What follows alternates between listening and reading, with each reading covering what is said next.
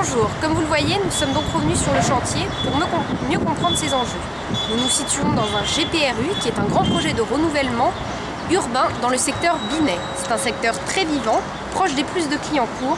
Vous verrez quelques images en début du film. C'est le secteur d'aménagement qui a commencé en 2002 par un appel à projet de la ville de Paris que Paris Habitat OPH a remporté, Office public de l'habitat. Après concertation avec les riverains et la définition du projet, les travaux ont donc commencé en 2008 par la construction de la crèche Binet et ensuite l'ancienne crèche a été détruite. Et après, il y a eu la libération du foncier pour le chantier. Donc sur ce chantier, Paris Habitat a une triple casquette. Tout d'abord, il est maître d'ouvrage avec la construction de 84 logements destinés essentiellement à reloger les locataires de la porte Montmartre, de la tour de la porte Montmartre, bientôt démolie. Elle se situe juste derrière. Sur les 84 logements, 58 logements sont en financement plus cédés. Ils sont destinés aux locataires de la porte Montmartre et les autres locataires de cet immeuble se verront proposer de nouveaux logements dans tout Paris. 26 logements sont en PLS. On va dire que c'est la tranche supérieure du logement social et ce permet de montrer une véritable volonté de mixité sociale dans cet immeuble. Le chantier en lui-même représente 19 millions d'euros hors taxes de coûts de travaux. Il a commencé à l'été 2011 et s'achèvera d'ici l'été 2013. Paris Habitat est également aménageur du secteur, avec la responsabilité de la continuité des services publics et les opérations en tiroir pour les ERP, c'est-à-dire les établissements recevant du public, comme la crèche, la bibliothèque et le centre social. Enfin, sur ce projet, Paris Habitat est propriétaire bailleur de la plupart des immeubles environnants. Que dans un chantier classique, les contraintes sont fortes et les partenaires très nombreux. Il faut donc, comme à chaque fois, premièrement, maîtriser les coûts, car les mécanismes économiques du logement social, avec les subventions et les prêts CDC, servent à financer les coûts des travaux, le foncier et les honoraires qui seront ensuite remboursés avec le paiement des loyers. Deuxièmement, il faut respecter les délais, et plus encore quand on est aménageur. En effet, la livraison de ces logements et équipements déclenchera toute la suite des opérations, comme par exemple le relogement des habitants de la tour Montmartre, qui sera ensuite démoli, et le foncier sera revendu à un investisseur qui en fera des bureaux. Et troisièmement, il faut respecter les contraintes du secteur d'aménagement, avec les principales notions environnementales. A noter que ce bâtiment va au-delà de la certification BBC, puisqu'il respecte le plan climat de la ville de Paris, soit 50 kWh par mètre carré et par an. Et deuxième enjeu, la sécurité sur le chantier et la gestion de la qualité. Nous verrons cela plus en détail avec les entretiens réalisés avec Thomas Broutet, qui représente Paris Habitat, qui est le maître d'ouvrage, et Monsieur Maillot, maître d'œuvre, et donc l'architecte du projet qui a été choisi pour réaliser cet immeuble. Bonjour, je m'appelle Thomas Broutet, je suis chef de projet en maîtrise d'ouvrage à Paris Habitat dans la direction de la construction et de l'investissement depuis 3 ans. Je suis diplômé de l'école centrale de Nantes avec une spécialité en génie civil, bâtiment et travaux publics. Quels étaient les objectifs poursuivis avec ce projet? Le projet du 1630 avenue de la Porte Montmartre est un projet qui a une double vocation, si je puis dire. Premièrement, et on en a déjà parlé au tout début, c'était de construire les 84 logements sociaux qui permettront de reloger les locataires de la tour de la Porte Montmartre pour libérer le foncier. Le deuxième objectif de ce programme, c'est de construire 4 équipements publics en rez-de-chaussée, à savoir une bibliothèque, un centre d'animation, une halte garderie et un centre social. Ces équipements publics, sauf pour la halte garderie, existaient déjà dans le secteur Binet, mais étaient diffusés un peu partout sur l'ensemble du terrain. Donc un des objectifs principaux était de rationaliser la présence des équipements publics sur le quartier. Et donc on a 4 équipements publics qui font les 4 rez-de-chaussée et R+1 du bâtiment, avec les 84 logements sociaux au-dessus. Donc un des objectifs majeurs du projet était à la fois les logements et les équipements publics, puisque une fois les équipements publics réalisés, comme pour les logements, le centre Binet qui est juste à côté déménagera dans le centre social, et la bibliothèque qui est installée en provisoire au nord de la parcelle déménagera. Donc les 84 logements sociaux serviront à reloger les locataires de la tour de la Porte Montmartre. Les 4 équipements publics qui sont en rez-de-chaussée et R+1 en double hauteur du bâtiment serviront à reloger la bibliothèque et le centre d'animation qui sont déjà présents sur le secteur Binet. Donc une fois les travaux achevés de la tranche 1, la bibliothèque qui est installée en provisoire au nord de la parcelle déménagera dans son futur local et le centre Binet, également installé depuis les années 60, déménagera dans le futur centre d'animation. Ce qui libérera encore une fois du foncier pour créer la future voie nouvelle et la tranche 2 de logement sur laquelle Parahabitat est aussi maître d'ouvrage.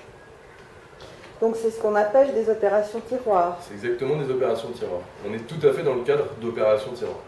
Et c'est une difficulté particulière? Tout à fait. C'est-à-dire que la mairie de Paris et la mairie du 18e, quand elles ont lancé la consultation pour retenir un aménageur, une des contraintes fortes de cette consultation d'aménagement était de conserver une continuité des services publics. Le quartier étant relativement sensible, relativement compliqué d'un point de vue social, la mairie d'arrondissement et la mairie centrale ont réellement souhaité qu'il y ait une continuité de services publics.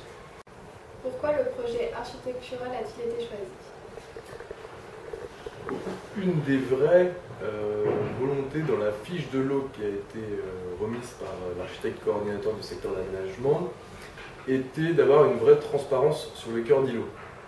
Les 4 équipements publics installés en rez-de-chaussée sur l'avenue de la Porte-Montmartre seront complètement transparents et permettront d'avoir une vraie visibilité sur le cœur d'îlot. Plus le bâtiment qui est constitué de 4 plots, donc du coup de 3 failles entre les plots, permet cette transparence, cette porosité vers le cœur d'îlot. Ce que ne souhaitait absolument pas Parahabitat, à la fois en tant que maître d'ouvrage et en tant qu'aménageur, était d'avoir un front bâti sur la ville de la Porte-Montmartre. Donc le projet, par sa transparence en rez-de-chaussée, par sa qualité architecturale avec ses façades, permettait de complètement répondre aux exigences de Parahabitat en termes de fiche de l'eau. Le projet respecte également la certification plan climat de la ville de Paris, donc des basses consommations énergétiques, au travers d'une isolation par l'extérieur. Ces 2 éléments réunis ont conduit le jury d'architecture à retenir ce projet à l'unanimité. Bonjour Monsieur Maillot, présentez-nous qui vous êtes. Bonjour, donc je suis Julien Maillot, chargé de projet chez Babin et Romain Architecte, et donc c'est moi qui m'occupe du suivi du chantier pour cette opération. D'accord. Première question, pourquoi le projet a-t-il été choisi? D'accord.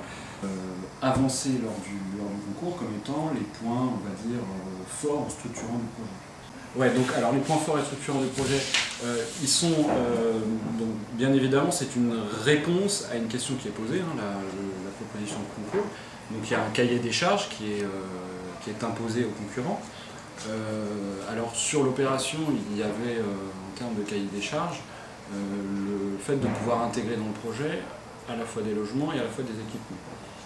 Donc, tout le travail sur ce projet, ça a été de faire en sorte que l'équipement soit directement adressé à l'espace public et que les logements puissent à la fois bénéficier de cet espace public, c'est-à-dire avoir des vues dessus, et en même temps bénéficier aussi également d'une certaine protection, parce qu'on est dans un environnement qui est, on va dire, aujourd'hui, protéger les logements, c'était un des points, enfin c'est un des points forts de cette proposition. Au sujet des équipements, donc peut-être que je peux vous montrer sur un plan. Au sujet des équipements, donc là on a un plan de rez-de-chaussée. On a l'avenue de la Porte de Montmartre qui est ici. Là la rue René Binet, donc, qui est en direction de Paris, c'est le sud du bâtiment. Et ici la voie nord, donc là c'est vers le périphérique. Donc les équipements, ce qui était imposé au concours, c'est d'avoir la bibliothèque à l'angle de la rue René Binet et de l'avenue de la Porte de Montmartre. Alors ça, c'était une imposition pour que la bibliothèque, qui était a priori, d'un point de vue urbain, l'équipement le plus important, soit sur la zone la plus fréquentée du site.